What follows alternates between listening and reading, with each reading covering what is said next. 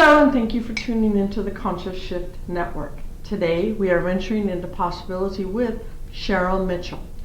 Cheryl Mitchell is a hypnotherapist and a teacher of hypnotherapy. In addition to that, she has a degree in metaphysics and is a writer of Quantum Possibilities, a monthly column that you will find in our very own Conscious Shift magazine. In addition to being an accomplished teacher and writer, Cheryl is a member of the local roller derby and is affectionately known as Kitten Has Claws. Thank you for joining us today and venturing into possibility, Cheryl. Thank you. I appreciate being here. So, what does it mean to have a degree in metaphysics? Well, I guess that depends on who you ask, doesn't it? Well, I was just curious, well, and we can move on. We can. Yeah. Well, I was interested in metaphysics, didn't realize it was metaphysics until I found the word metaphysics, and actually didn't realize there was such a thing that existed until I got older. So I actually got my degree when I was in my early 40s. I think I graduated when I was 45. Wow. Which actually the metaphysics, led me to what I'm doing today. But metaphysics is the root cause. It's the what? The root cause, the beginning. The root cause. Right. You talk about that on your website. Yeah, okay, I'm sorry. exactly. Continue. So that kind of gives you the foundation of what it is I do. I'm always looking for where did it start, where did it begin. And when I was a child, I was always curious about why does one person feel one way, like even with my own family, in the same house, same parents, same upbringing, same experiences, and having such vastly different perspectives on things. Sure. So I had an innate curiosity about where did all this start. That's interesting, the root cause. Mm-hmm. Okay, that's probably what led you to hypnotherapy, right? Absolutely, yes. Absolutely. Kind of in a roundabout kind of way. Didn't realize that's what I was looking for. Found the metaphysics, thought that was, the answer. Of course, now I realize that there's never ever an answer. You're always, what's the next answer? Because hypnotherapy helps you get to the root cause. Absolutely. Okay. I just want to make sure I did hear you say that. Okay. Hypnotherapy, because as a hypnotherapist, I help people find where did that begin. Right. Like if you have, behavior that's not working for you, you obviously can't change it if you don't know where it came from. And the cause of it is in the subconscious mind, so I work within the subconscious mind and help you find the root cause so that it can be transformed. That makes a lot of sense. So you write a column for my magazine, Conscious Shift magazine, called Quantum Possibility. Mm-hmm. So now that I understand the metaphysics, and I understand it's about getting to the root cause, mm-hmm. and that's what hypnotherapy is about, your column you've always done a great job. I've always loved it. But it always has made sense to me because that's just how I live. But now I understand why you do it so well. Isn't that funny? Yeah. So I've known her for quite a while, and we're just now discovering this. I've known all along. But So let's talk a little bit about quantum physics. I have personally approached quantum physics as quantum possibility, sure. Your column, mm-hmm. spirituality, physics being the scientist's need to quantify and clarify spirituality. My approach to quantum is spiritual. What do you think about that?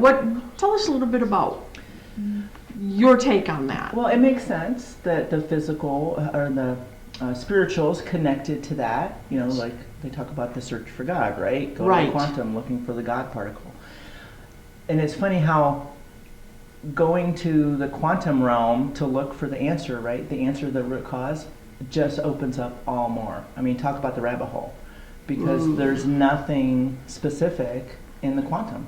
It's all possibility. Even when you get all the way down, we thought the atom was the smallest thing. Then they find out there's photons and neutrons. And then you go beyond that and you get into quarks, and then there's even more within the quarks, and then the quarks can change and they become Z quarks and W quarks. And so the more we go, the more there is to discover. And every time they find another layer, they think, oh, this is the one. And there's something even below that, which is interesting to me because that correlates again to the work I do, because I'm always going under it.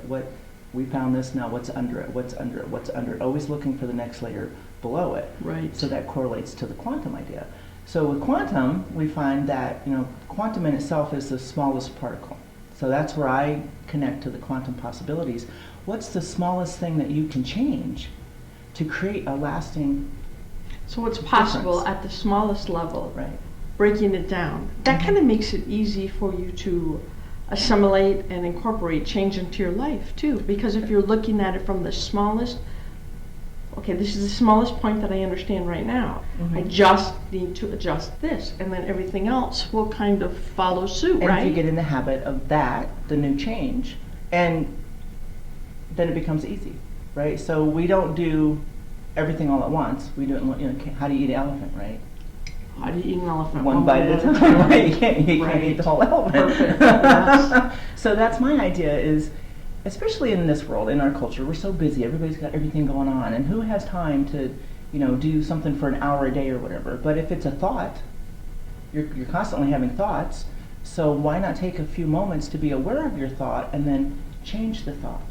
And then when you do that often enough, that becomes your new pattern of thinking. Your thinking drives your behavior, then your behavior changes. So, if we were going to give our readers one tip that they would take from this interview, it would be change your thought? Yes, Or would you to be aware of your thoughts so that you have a hope of changing them. Until you become aware, so one of the most important elements in all of this is awareness. You have to be aware. Awareness. You have to be aware. And then you have at least a fighting chance to make a difference of it. So if we dial it down to the thought, if you're aware of your thoughts and you're conscious about what you're thinking, you can shift your life. Exactly. And you're doing it from a quantum perspective. We just don't realize that that's really quantum. So let's talk about the split theory. Two things are happening at once, right? Right. How would you apply the split theory? Well, because so between back every to back. thought, there's two thoughts. Right. Right. Exactly. Okay. You can look at that in a lot of different ways too. Wanted and unwanted, beneficial, unbeneficial. Oh, right? there we go. So everything, because we live in a world of duality, right? Everything has a polar opposite, which takes us again back to the quantum, right? Because the protons or the particles that are connected, they're connected. They affect each other, but they live in a superposition until they're observed. Back to the split theory, right? Until it's observed, that particle could be clockwise or counterclockwise in rotation. So we dial it back down. You don't know what it is. Once you measure the one and you find it to be spinning clockwise, then the particle, no matter what the distance, is spinning in the opposite direction because they're entangled. Same thing Going in with, two directions at once. right, until they're observed. Until they're observed. So everything exists in possibility. Every possibility exists until it's observed. Okay, so in taking charge of our thoughts, Observing them. the thought that's running rampant runs rampant until it's observed. Right. And then once it's observed, how do you choose to change it, right? Right. Well, Do you choose to continue the rampant, let it, I Right. mean, am I getting Sure. this? So you see, once you're aware of it, now you're in that point of change. Right? Now you have that opportunity. Now I know I feel this way, or now I realize I have that thought in there. Do I want to continue with it? Keep spinning it clockwise, or do I want to change it and spin it counterclockwise?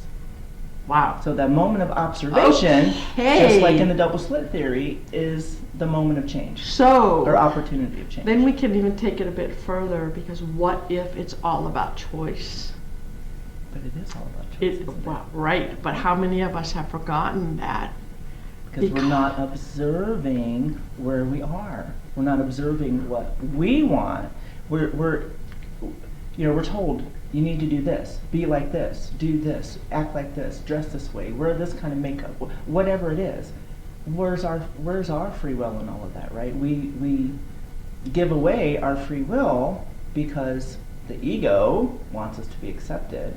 So I have to do what everybody else wants me to do in order to be loved, accepted, whatever that is. And again, in broad terms, that's Goes back to quantum, because until you notice this, it just goes. until you observe Wow. it. Wow, bring that what a awareness rabbit to hole. it. Yeah, and it gets deeper and deeper and deeper. And deeper. And then bring your spirituality into that, right? Like, you're looking for answers, and I have found that the more answers I look for, I just get more questions. The more rabbit questions. hole just is deeper and deeper and deeper. The more you learn, the less you know. Yes. Wow. The more I learn, the less. Wow. All right then. So it's kind of exciting. Actually, if you it is really. I'm like. If you don't mind living in a state of constant unknown, it's kind of exciting. It's true. It is. The scariest part about it, I think, is that we get to choose. Well, there's your duality again. The scariest part and the most empowering part, all at the same time, is that we get to choose. I'm not going to get a resolve on this one. We're going to There's keep going and keep going.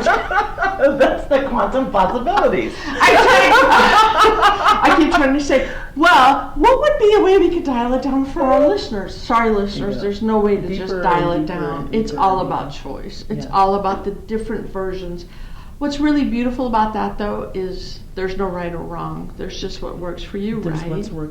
what works for you, and that's something that I would really like people to embrace. That is to find a way to be okay with just being who you are and what it is that works for you. Yeah. And that doesn't need to be cut in stone. We live in a society where when we find the answer, we think we have to live with that answer for the rest of our lives. But maybe that's just the best answer for you today, and tomorrow, whatever your circumstances are, it may change. So give yourself that freedom to allow yourself to just do what's best in any given moment, and then you're not trapped by right and wrong.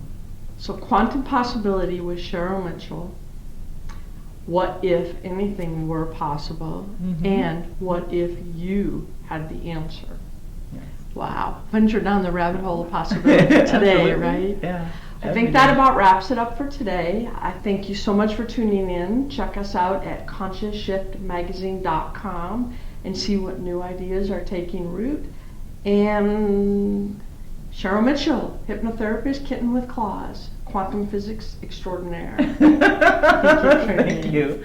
Thank you for joining us, and I am Tracey Kern, publisher of Conscious Shift Magazine, the online magazine where new ideas are taking root for a changing world. Join us at ConsciousShiftMagazine.com and venture down the rabbit hole of possibility with us.